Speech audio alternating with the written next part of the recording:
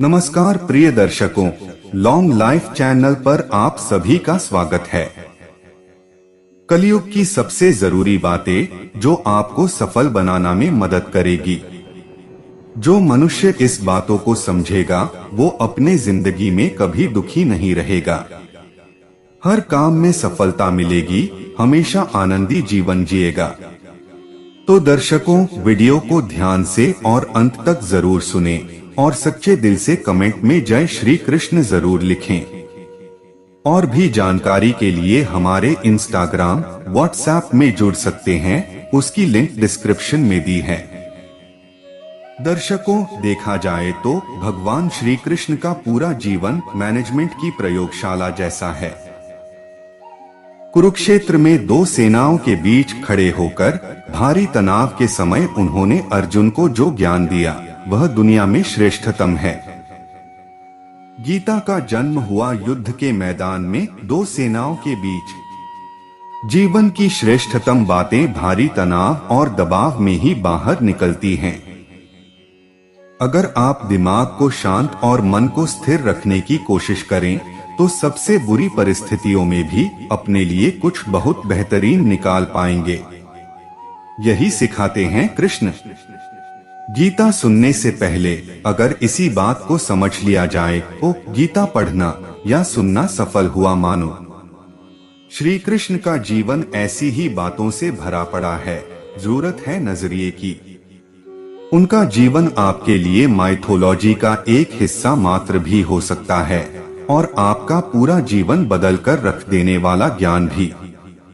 यह हमें तय करना है कि हम उनके जीवन से लेना क्या चाहते हैं।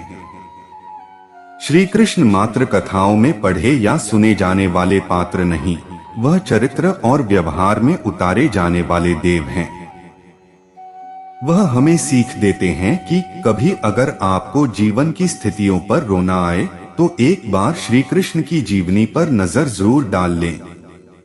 रोना बंद कर देंगे आप। श्री कृष्ण ने एक जेल में जन्म लिया था और जन्म लेने के तुरंत बाद ही उन्हें रात में ही उफनती यमुना पार कर गोकुल ले जाया गया। तीसरे दिन ही राक्षसनी पूतना उन्हें मारने आ पहुंची और यहाँ से जो संघर्ष का सिलसिला शुरू हुआ वह देह त्यागने तक बना रहा। भगवान श्री कृष्ण का जीवन कहता है, आप कोई भी हो, संसार में आए हैं तो जब तक जीवन है आपको संघर्ष करना ही होगा। वे चाहे श्री कृष्ण हो या पुरुषोत्तम श्री राम। मानव अवतार लेकर परमात्मा भी सांसारिक चुनौतियों से बच नहीं पाए, लेकिन श्री कृष्ण ने कभी किसी बात की शिकायत नहीं की। हर परिस्थिति को जिया और जीता। श्री कृष्ण कहते हैं, परिस्थितियों से भागो मत, उसके सामने डटकर खड़े हो जाओ, क्योंकि कर्म करना ही मानव जीवन का पहला कर्तव्य है। हम कर्मों से ही मुश्किलों को जीत सकते हैं।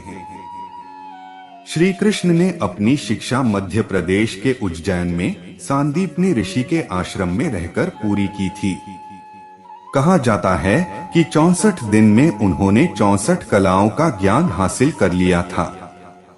वैदिक ज्ञान के अलावा उन्होंने कलाएं सीखी। शिक्षा ऐसी ही होनी चाहिए जो हमारे व्यक्तित्व का रचनात्मक विकास करे। संगीत, नृत्य, युद्ध सहित 64 कलाएं कृष्ण के व्यक्तित्व का हिस्सा बनी। अगर आप विद्यार्थी हैं तो खुद को सिर्फ किताबी ज्ञान तक सीमित ना रखें, अपने कौशल पर ध्यान दें, हर फनमौला बने। अगर आपके बच्चे स्कूल में पढ़ते हैं तो उन्हें अपने व्यक्तित्व को कौशल समृद्ध करने को प्रोत्साहित करें।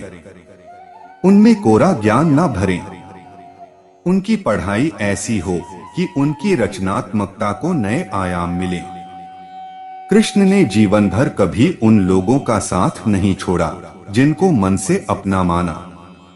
अर्जुन हो, सुदामा या फिर उद्धव, श्री कृष्ण ने जिसे अपना मान लिया उसका साथ जीवन भर दिया। रिश्तों के लिए उन्होंने कई लड़ाइयां लड़ी और रिश्तों से ही कई लड़ाइयां जीती। उनके जीवन का सीधा संदेश है, सांसारिक इंसान की सबसे बड़ी धरोहर रिश्ते ही हैं। अगर किसी के पास रिश्तों की थाती नहीं तो वह इंसान संसार में अच्छा जीवन नहीं जी सकता। इसलिए रिश्तों को दिल से जिएं और उन्हें प्रेम से भरपूर बनाए रखें। श्री कृष्ण ने महाभारत का युद्ध होने से पहले शांति के लिए पांडवों और कौरवों के बीच मध्यस्थता की। हालांकि दोनों ही पक्ष युद्ध लड़ने के लिए आतुर थे, लेकिन श्री कृष्ण ने हमेशा चाहा कि कैसे भी युद्ध टल जाए। सबक यही है कि झगड़ों से कभी समस्याओं का समाधान नहीं होता। शांति के मार्ग पर चलकर ही हम समाज का रचनात्मक विकास कर सकते हैं। श्री कृष्ण ने समाज के लिए और मन के लिए शांति को ही सर्वोपरि कहा।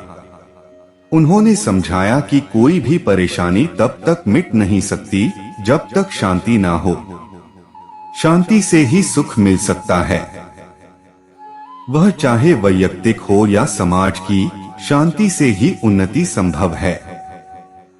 महाभारत की कहानी में जुए की घटना के बाद पांडवों को वनवास हो गया। तब श्री कृष्ण ने दूरदृष्टि दिखाते हुए अर्जुन को समझाया कि यह समय जाया करने के लिए नहीं, बल्कि भविष्य के लिए तैयारी करने का है। उन्होंने सबको महादेव शिव, देवराज इंद्र और देवी दुर्गा की तपस्या करने के लिए कहा। श्री कृष्ण जानते थे कि दुर्योधन को कितना भी समझाया जाए, वह पांडवों को कभी उनका राज्य नहीं लौटाएगा। तब अपना हक पाने के लिए शक्ति और सामर्थ्य की जरूरत होगी। कर्ण के कुंडल कवच पांडवों की जीत में आड़े आएंगे, यह भी वे जानते थे। उन्होंने हर चीज पर बहुत दूरगामी सोच रखी। कोई भी फैसला तात्कालिक आवेश में नहीं लिया। हर चीज के लिए आने वाली पीढ़ियों तक का सोचा। यही सोच राष्ट्र और समाज का निर्माण करती है। श्री कृष्ण को क्रोध दिलाने वाली, उन्हें अशांत करने वाली घटनाएं बार बार हुई। शिशुपाल पांडवों के राजसूय यज्ञ में कृष्ण को अपशब्द पर अपशब्द कहता रहा। छोटा भाई था, लेकिन उसने मर्यादाएं तोड़ दी। पूरी सभा चकित थी, कुछ क्रोधित भी थे, लेकिन श्री कृष्ण शांत रहे, मुस्कुराते रहे। शांति दूत बनकर गए तो दुर्योधन ने खूब अपमान किया। कृष्ण शांत रहे। अगर हमारा दिमाग स्थिर है, मन शांत है, तभी हम सही फैसले ले पाते हैं।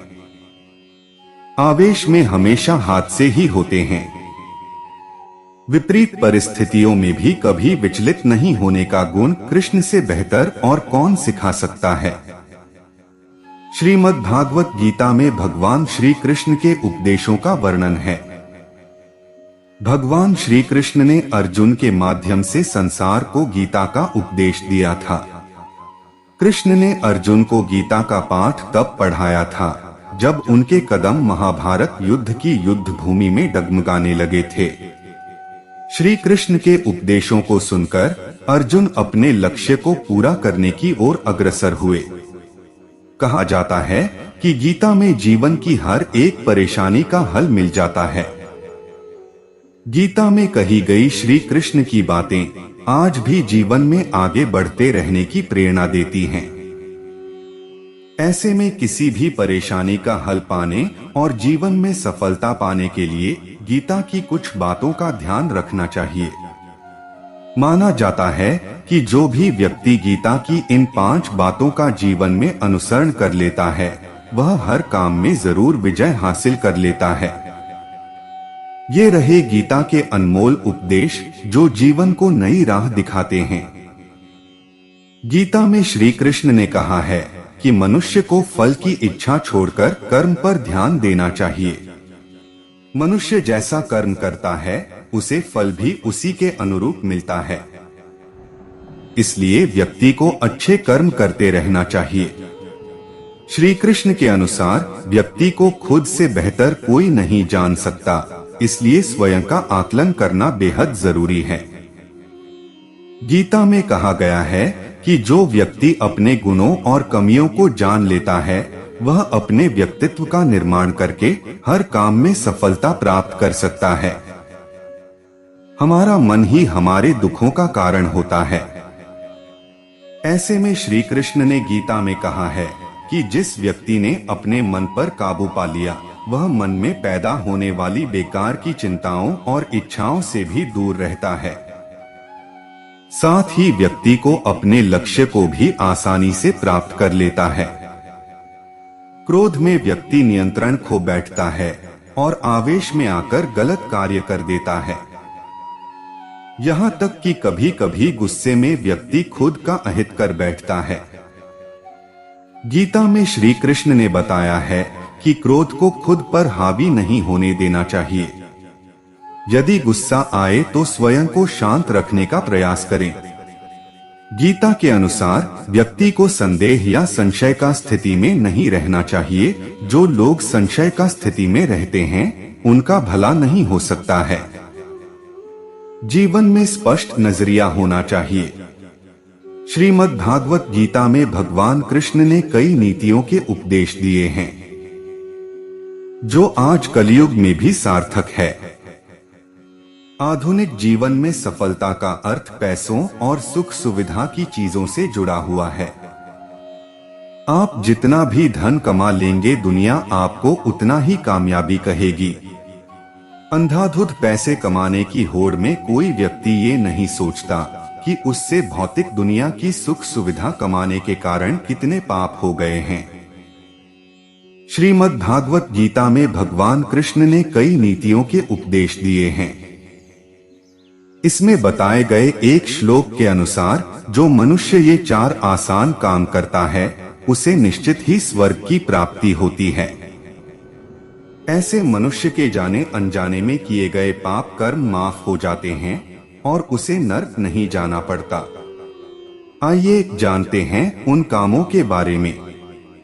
दान करने का अर्थ है किसी जरूरतमंद को वो चीज निशुल्क उपलब्ध करवाना जिसे पाने में वो अक्षम है। दान करने से पहले या बाद किसी को भी दान के बारे में नहीं बताना चाहिए। दान को हमेशा गुप्त ही रखना चाहिए। कई बार ऐसा होता है कि हमारा मन और दिमाग दोनों विपरीत दिशा में चलते हैं और हम अधर्म कर बैठते हैं। गीता में दिए गए ज्ञान के अनुसार मन को वश में कर लेने से व्यक्ति द्वारा किसी पाप को करने की संभावना रहती है। कलयुग में सत्य और असत्य का पता लगाना मुश्किल हो गया है।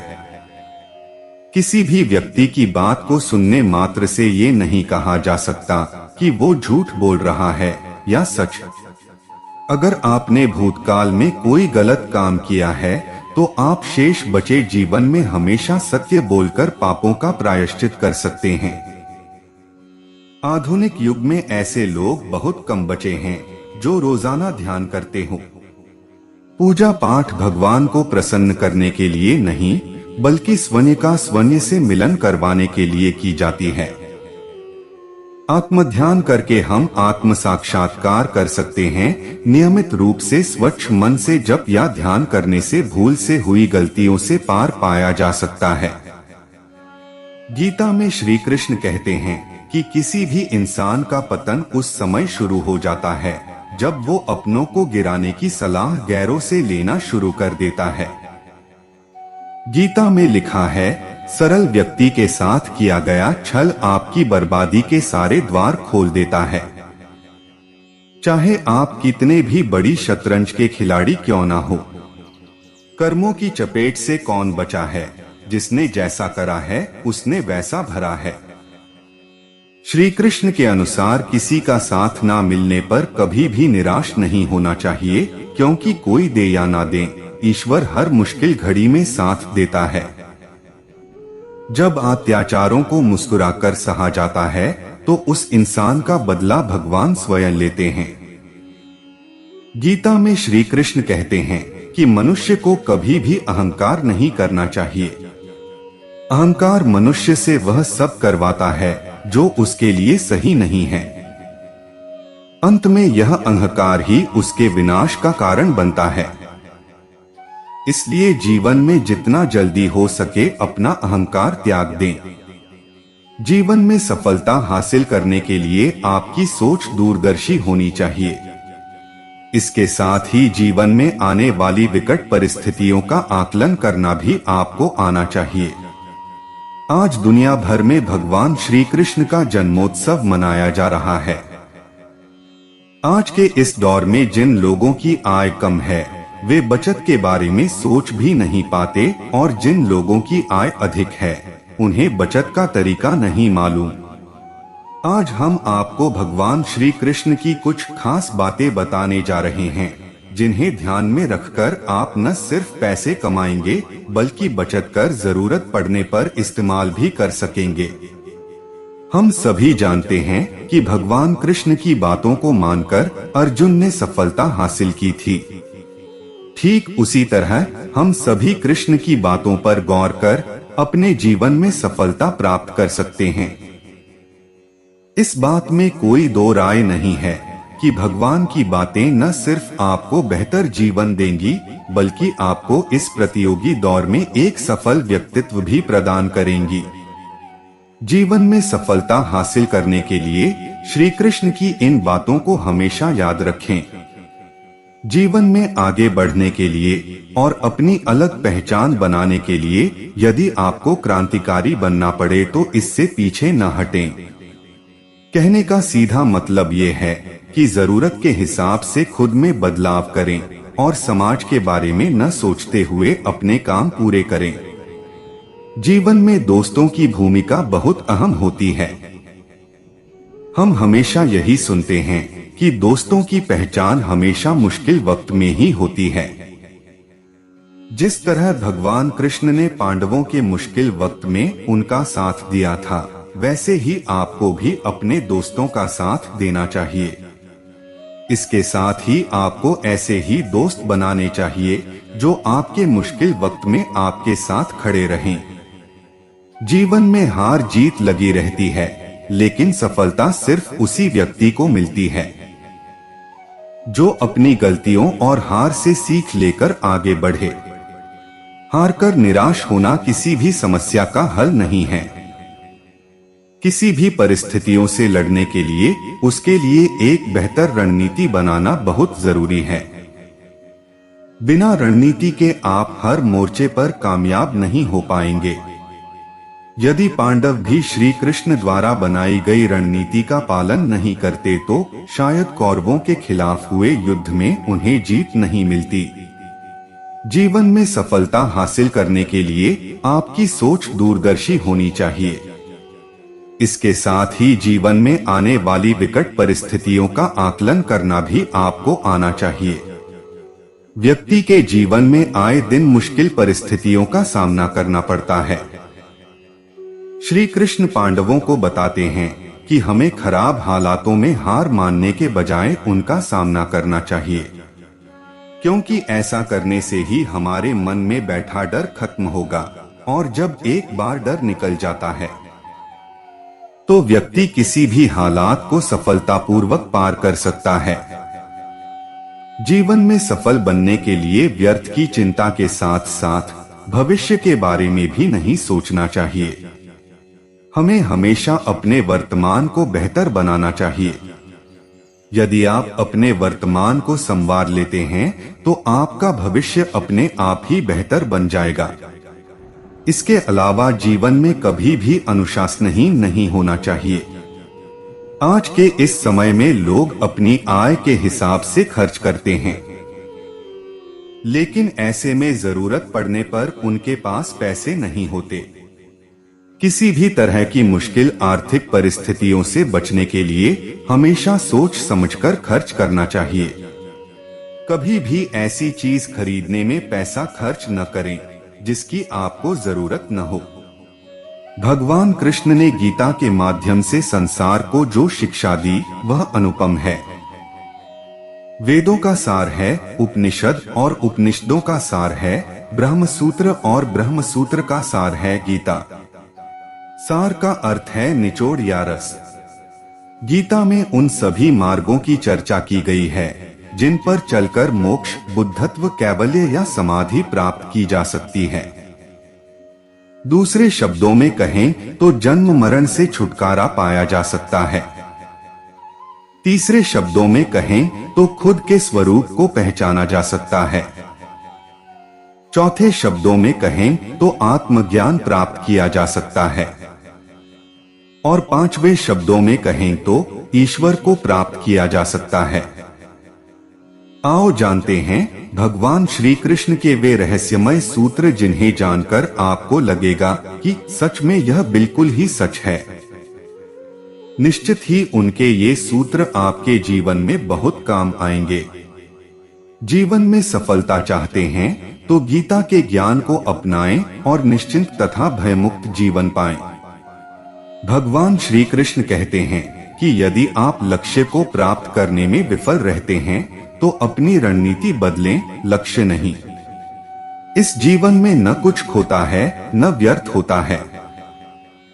जो इस लोक में अपने काम की सफलता की कामना रखते हैं वे देवताओं की प्रार्थना करें।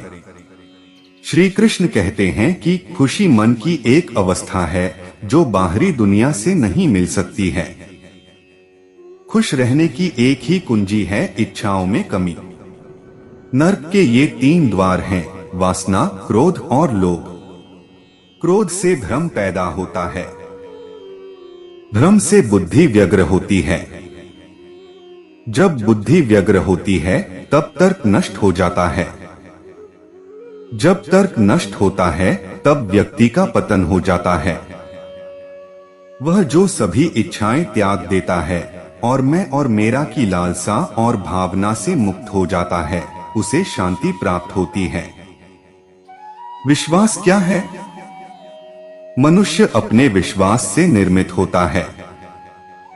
जैसा वो विश्वास करता है वैसा वो बन जाता है। व्यक्ति जो चाहे बन सकता है यदि वह विश्वास के साथ इच्छित वस्तु पर लगातार चिंतन करे। हर व्यक्ति का विश्वास उसकी प्रकृति के अनुसार होता है। विश्वास की शक्ति को पहचाने। मित्र और शत्रु दोनों है मन। जो मन को नियंत्रित नहीं करते उनके लिए वह शत्रु के समान कार्य करता है। मन की गतिविधियों, होश, श्वास और भावनाओं के माध्यम से भगवान की शक्ति सदा तुम्हारे साथ है और लगातार तुम्हें बस एक साधन की तरह प्रयोग करके सभी कार्य कर रही है। मन अशांत है और उसे नियंत्रित करना कठिन है, लेकिन अभ्यास से इसे वश में किया जा सकता है। सर्वोच्च शांति पाने के लिए हमें हमारे कर्मों के सभी परिणाम और लगाव को छोड़ देना चाहिए।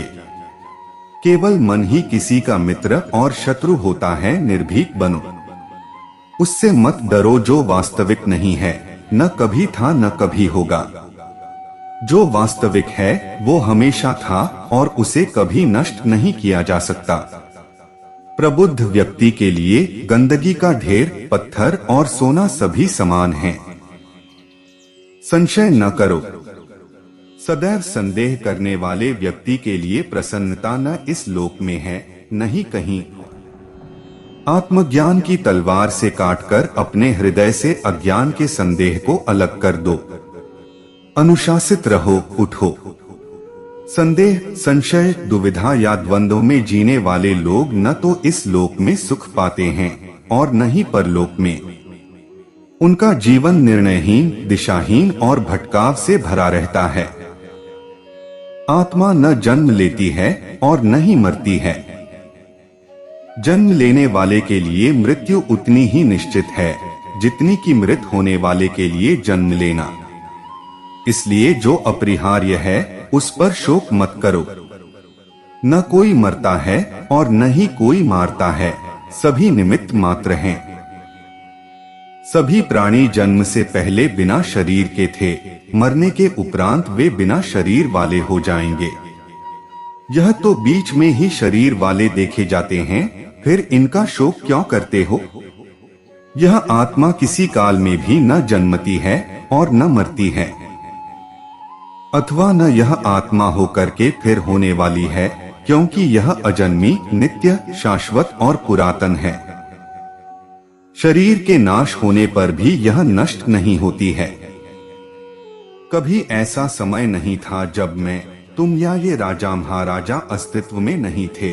नहीं भविष्य में कभी ऐसा होगा कि हमारा अस्तित्व समाप्त हो जाए। हे अर्जुन, हम दोनों ने कई जन्म लिए हैं। मुझे याद है, लेकिन तुम्हें नहीं। कर्मवान बनो। निसंदेह कोई भी मनुष्य किसी भी काल में क्षण मात्र भी बिना कर्म किए नहीं रहता, क्योंकि सारा मनुष्य समुदाय प्रकृतिजनित गुणों द्वारा परवश हुआ कर्म करने के लिए बाध्य किया जाता है। अपने अनिवार्य कार्य करो, क्योंकि वास्तव में कार्य करना निष्क्रियता से बेहतर है।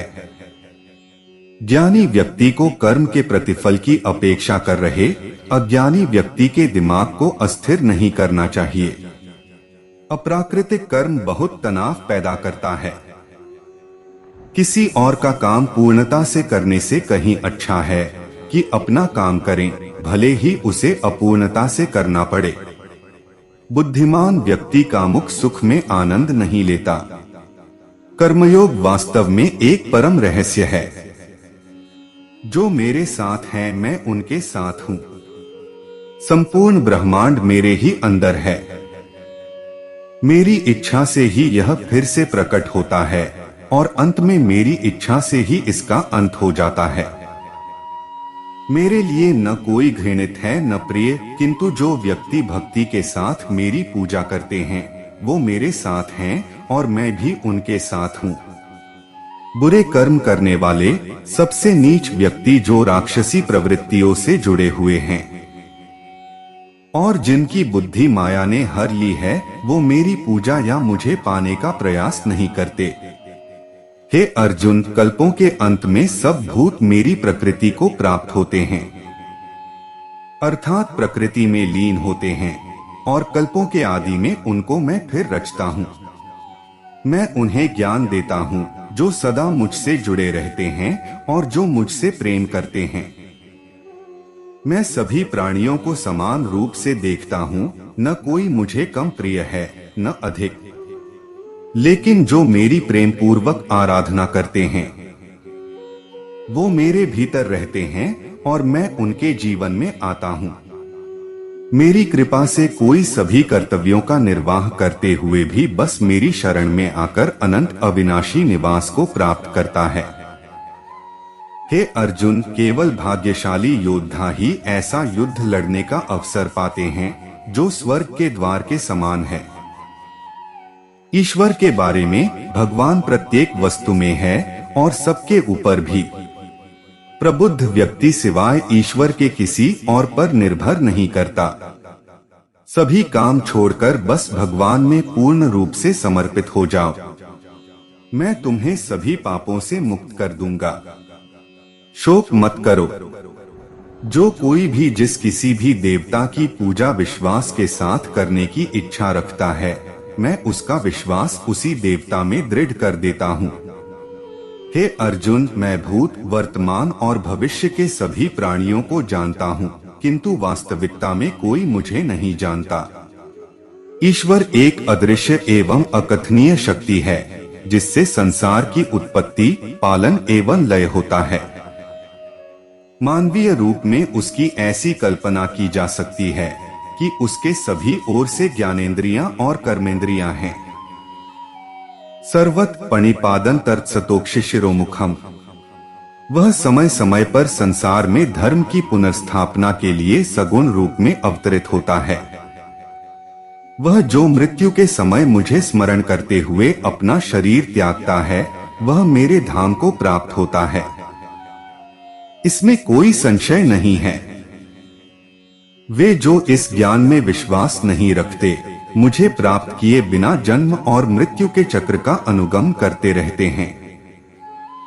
हमारे एक दर्शक ने यह लेख भेजा है, इसे अवश्य सुने। वो बताते हैं, श्री कृष्ण भगवान के जीवन से बहुत कुछ सीखने को है, पर मेरे लिए एक बात बहुत ही अच्छी और महत्वपूर्ण जो सीखने को मिला है, वह आनंद में रहना। आनंद का असली अर्थ आनंद का एक ही रूप जो सुख है। वह कभी भी खुद के लिए या दूसरों के लिए दुख में परिवर्तन नहीं होता है। आनंद का एक ही रूप जो स्थिर आनंद है और परमानंद है। यह जानने को और देखने को मिला है। हर कर्म को अपना धर्म समझकर करो, मन पर नियंत्रण रखो, अपने सभी कर्मों को परब्रह्म परमेश्वर को समर्पित कर दो और संसार के सारे भोग निरासक्त होके भोगो, क्योंकि जो निरासक्त है वही बंधन मुक्त है। निष्काम कर्मयोग अपनाकर सांसारिक बंधन से मुक्त हो जाओ, क्योंकि निष्कर्मता ही मुक्ति का मार्ग है। अनजान सफर का मुसाफिर जी, मैं एक नास्तिक नवयुवक था और किसी भी देवी देवता में न तो आस्था नहीं थी और न ही विश्वास था। मैंने अपने जीवन में जो कुछ भी सीखा है वह इस चैनल के भगवत गीता वीडियो सुनकर सीखा है, न कि किसी देवी देवता के जीवन से सीखा है। काम, क्रोध और लोभ से बचना चाहिए। किसी भी विषय वस्तु की अत्यधिक चाह करने पर वो न मिले तो क्रोध आता है। क्रोध इंसान की बुद्धि को भ्रष्ट कर देता है और यह दूसरों से ज्यादा खुद का नुकसान करता है। उस समय वह कोई भी उचित निर्णय नहीं कर सकता।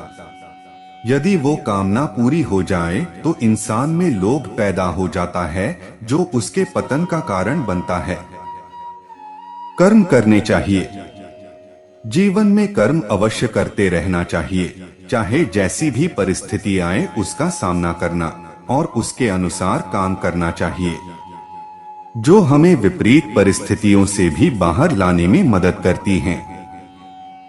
धैर्य कभी नहीं छोड़ना चाहिए, जो हमें उचित निर्णय लेने में मदद करता है। अपनी सामर्थ्य के अनुसार प्रयास जरूर करने चाहिए। इंसान का आत्मसम्मान रिश्तों से भी बड़ा होता है। रिश्तों का नाम देकर गलतियों पर पर्दा नहीं डालना चाहिए। कंस श्री कृष्णा के मामा थे। उन्होंने उसके अहंकार, अत्याचारों, गलतियों और मासूमों से किए गए दुर्व्यवहार की सजा दी। हम सीखते हैं कि न्याय सभी के साथ एक सा होना चाहिए, जिसमें कोई रिश्ता आड़े नहीं आना चाहिए। मित्रता सबसे बड़ा रिश्ता है, जिसे पूरे मन से निभाना चाहिए। दोस्ती में छल कभी नहीं करना चाहिए। मित्र, सखा, चाहे वो गरीब हो, पुरुष हो या स्त्री, उनका हमेशा सम्मान करना चाहिए और समय पर मदद भी करना चाहिए। जैसे कृष्णा ने अपने मित्र सुदामा और द्रौपदी का साथ दिया था। खाना हमेशा प्रेम पूर्वक, सादा और पौष्टिक खाना चाहिए। उन्होंने कौरवों के व्यंजनों की जगह विदुर जी के घर स्नेह से परोसे गए भोजन को किया था। माखन, मिश्री और दही चिवड़ा कृष्णा को पसंद है, जिसका भोग आज भी हम सब लगाते हैं। कान्हा तो छोटे से थे, किंतु वो अपने मित्र सखाओं की मदद से ऊंचे पर लटकी माखन की मटकी तक भी आसानी से पहुंच जाते थे। इस कथा से हमें मिलजुल कर काम करने की सीख मिलती है। सच्चाई का साथ कभी नहीं छोड़ना चाहिए, जिसका उदाहरण महाभारत का युद्ध है। अपने कर्तव्यों से कभी पीछे नहीं हटना चाहिए। अपने कर्तव्यों का पालन करने के लिए ही वो अपने घर गोकुल से मथुरा आए थे। विपत्ति के समय आपसी मनमुटाव त्याग कर अपनों का साथ देना चाहिए। कृष्णा ने विपत्ति के समय गोवर्धन पर्वत को उठाकर पूरे गांव की रक्षा की थी। कोई कितना भी सगा हो, किंतु उसकी गलतियों को एक हद तक ही माफ करना चाहिए। उस सीमा के बाद उसे सजा अवश्य देना चाहिए। कृष्णा ने अपनी बुआ के लड़के शिशुपाल को भी एक सीमा तक माफ किया था, बाद में उसका वध करना पड़ा था। समाज या लोगों की रक्षा के लिए अपने कदम पीछे करने पड़े तो उसमें कोई बुराई नहीं है। जरासंध से होने वाले युद्ध में ब्राह्मणों की रक्षा के लिए युद्ध स्थल से कृष्णा ने अपनी सेनाओं और खुद को पीछे कर लिया था, जिसके कारण उनको रणछोड़ नाम भी दिया गया था। संगीत जीवन का अहम हिस्सा है, जो खुशी हो या परेशानी हमेशा साथ देता है, जिससे सकारात्मकता और ऊर्जा प्राप्त होती है। कान्हा जी की बांसुरी यही सिखाती है। सच की खातिर यदि छल भी करना पड़े तो करना चाहिए। उदाहरण, युद्ध स्थल पर द्रोणाचार्य के लिए अश्वत्थामा नाम का प्रयोग किया था, जो एक हाथी और द्रोण पुत्र का नाम था। गलत का साथ देने वाला भी गलत होता है। द्रौपदी चीर हरण के समय राजा, पूरी सभा के साथ घर के बुजुर्ग भी चुप थे, इसलिए वो सब भी इस पाप के भागीदार थे। इसलिए हमें सीख मिलती है कि कभी भी किसी गलत का साथ नहीं देना चाहिए, फिर वो चाहे कितना भी ताकतवर, ओहदे वाला और संपन्न क्यों न हो। पृथ्वी के हर प्राणी और प्रकृति से प्रेम करना सिखाया है। उनकी कालिया दाह की कथा हमें विपरीत परिस्थितियों में भी सूझबूझ और संयम से काम करना सिखाती है। नीति और कूटनीति के ज्ञान में कृष्णा से अच्छा कोई सलाहकार नहीं हो सकता। किसी भी कार्य की सफलता उसकी रूपरेखा में होती है। राजनीति में जब सामने वाला शक्तिशाली हो तो कूटनीति से काम लेना चाहिए। श्री कृष्णा के अनुसार कुल कुटुंब से बड़ा है समाज, समाज से भी बढ़कर है देश, देश सर्वोपरि है किंतु देश से भी बढ़कर होता है धर्म, संस्कार, सत्य, जिसकी रक्षा हम सबको करनी चाहिए। यदि धर्म का नाश हुआ तो देश और समाज का पतन निश्चित है। इससे हम अपने धर्म की रक्षा करना सीखते हैं। श्री कृष्ण के जीवन की बातें हमेशा ही सीख देती आई है और हमेशा सिखाती रहेगी। जरूरत सिर्फ इतनी है कि हम इन बातों को अपने जीवन में कितना अपना पाते हैं। तो प्रिय दर्शकों, उम्मीद करता हूं कि आपको वीडियो पसंद आया होगा और आप हमारे चैनल पर नए हो तो वीडियो को लाइक और चैनल को सब्सक्राइब जरूर करें। आपके एक लाइक से ही हमें प्रेरणा मिलती है और हम मोटिवेट होते हैं। धन्यवाद।